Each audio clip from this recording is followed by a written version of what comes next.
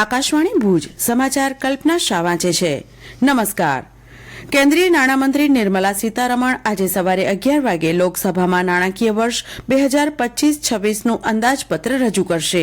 દરમિયાન સુશ્રી સીતારમણે ગઈકાલે સંસદના બંને ગૃહોમાં આર્થિક સર્વેક્ષણ રજૂ કર્યું હતું, જે મુજબ નાણાકીય વર્ષ 2025માં ભારતના વાસ્તવિક કુલ ઘરેલું ઉત્પાદન જીડીપીમાં 6.4%ના દરે વૃદ્ધિ થવાનું અનુમાન છે અને નાણાકીય વર્ષ 2026માં આ વૃદ્ધિ 6.3 થી 6.8% વચ્ચે રહેવાની શક્યતા છે.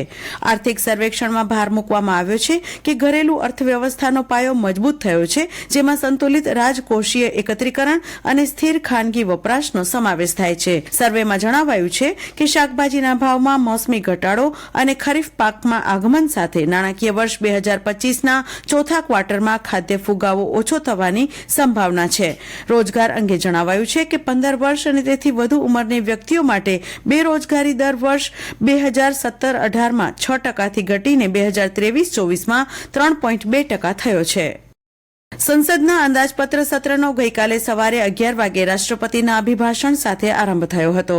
રાષ્ટ્રપતિએ સંસદ ભવનમાં લોકસભા અને રાજ્યસભાની સંયુક્ત બેઠકને સંબોધિત કરી. દરમિયાન પ્રધાનમંત્રી નરેન્દ્ર મોદીએ કહ્યું છે કે રાષ્ટ્રપતિ દ્રૌપદી મુર્મુનું સંસદના બંને ગૃહોને સંબોધન વિકસિત ભારતના નિર્માણ તરફના ભારતના પ્રયાસોને પ્રતિબિંબિત કરે છે. સોશિયલ મીડિયા પોસ્ટમાં શ્રી મોદીએ કહ્યું કે રાષ્ટ્રપતિ મુર્મુએ સર્વાંગી અને ભવિષ્યના વિકાસના મહત્વ પર ભાર મૂક્યો, તમામ ક્ષેત્રમાં કરાયેલી પહેલ પર પ્રકાશ પાડ્યો. રાજ્યના મુખ્ય સચિવ તરીકે નિયુક્ત થયેલા વરિષ્ઠ સનદી અધિકારી પંકજ જોશીએ ગઈકાલે ગાંધીનગર ખાતે પદભાર સંભાળ્યો હતો. રાજ્યના મુખ્ય સચિવ રાજકુમાર વય નિવૃત્ત થતા પંકજ જોશીએ ચાર્જ સંભાળ્યો હતો. શ્રી જોશીએ ગાંધીનગરમાં પત્રકારોને જણાવ્યું કે ease of doing business, FDI રોકાણ સહિત અનેક ઔદ્યોગિક ક્ષેત્રે ગુજરાત અગ્રેસર રહ્યું છે. છેલ્લા અઢી દાયકામાં ગુજરાતનો નોંધપાત્ર વિકાસ થયો છે અને આવનારા સમયમાં પણ ગુજરાતનો વિકાસ વધુ ઝડપથી થાય તે અમારી પ્રથમ પ્રાથમિકતા રહેશે. મૂળ ઉત્તર પ્રદેશના વતની શ્રી જોશી વર્ષ 1989માં ગુજરાત કેડરમાં ભારતીય સનદી અધિકારી તરીકે જોડાયા હતા. તેમણે મુખ્યમંત્રીના અધિક મુખ્ય સચિવ તરીકે અને હવે ગુજરાતના મુખ્ય સચિવ તરીકે જવાબદારી સંભાળી છે. સંસદના બજેટ સત્રના આરંભે બંને ગૃહોને સંબોધન કરતા રાષ્ટ્રપતિ દ્રૌપદી મુર્મુએ શહેરીકરણને ગતિ આપવા માટે કેન્દ્ર સરકાર દ્વારા કરાયેલા વિવિધ પ્રયાસોને બિરદાવતા કચ્છનો ઉલ્લેખ કર્યો હતો.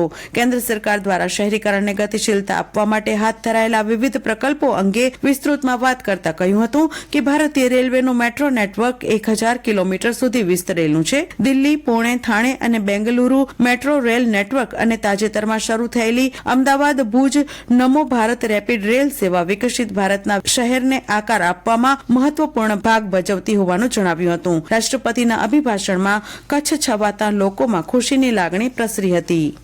કચ્છના વિશ્વ પ્રસિદ્ધ એવા ધોરડોના સફેદ રણમાં વિશ્વની સર્વશ્રેષ્ઠ પૈકીની એક એવી સૂર્યકિરણ એરોબેટિક ટીમે દિલધડક વિમાની કરતબ દેખાડી ઉપસ્થિત જનમેદનીને મંત્રમુગ્ધ કરી હતી. 2 દિવસીય એર શોના પ્રથમ દિવસે આ કરતબ નિહાળવા મોટી સંખ્યામાં લોકો ઉમટી પડ્યા હતા, જેમાં છાત્રોની હાજરી ધ્યાન ખેંચનારી રહી હતી. બેંગ્લોરમાં આયોજિત એશિયાના સૌથી મોટા એવા એર શોમાં ભાગ લેવા પૂર્વે કચ્છમાં અદભુત વિમાની કરતબ દેખાડવા આવેલી સૂર્યકિરણની ટીમે એક પછી એક હેરત ભર્યા કરતબ દેખાડવાના શરૂ કર્યા, ત્યારે ઉપસ્થિત મેદનીએ ચીચિયારીઓથી માહોલને જીવંત બનાવ્યો હતો. 9 પાયલોટની ટીમે ભારતીય રાષ્ટ્રધ્વજ, ડીએનએ ક્રોસ, હાર્ટ શેપ જેવા અનેક કરતબ બતાવી સફેદ રણના આકાશને રંગીન બનાવી દીધું હતું.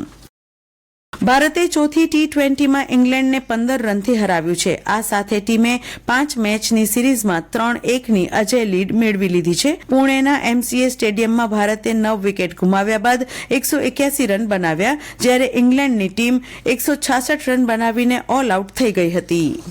અને આ સાથે સમાચાર બુલેટિન પૂરું થયું. નમસ્કાર.